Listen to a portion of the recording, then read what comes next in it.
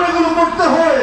শুধু সেজন্য আমরা পাকটাকে একটু অনার্জিত শুধু উত্তরাধিকার সম্পত্তির মধ্যে তাকে একটু বেশি দিয়েছেন। খরচের অনুপাতে in proportion to the expense বেশি একটু দেওয়া কম বেশি করে এটাকে বৈষম্য বলে না, এটা ন্যায্যতার দাবি ছিল। আজকে ইসলাম বিরোধীরা আজকে এই মিরাজের মহান বিধানকে ব্রিটিশের সৈন্য শাসকরা যেটাকে পরিবর্তন করার সাহস করেন নাই।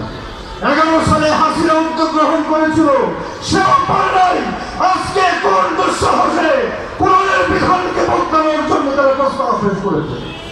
বাংলার মানুষ সবার রক্ত দিয়ে হলো এই চক্রান্তে প্রতিহত করবে ইনশাআল্লাহ।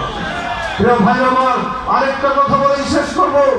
আজকে আওয়ামী লীগ নিষিদ্ধ করার ব্যাপারে বললে অনেকে চুপ হয়ে যায়। বিএনপি বাংলাদেশের সবচেয়ে বড় দল,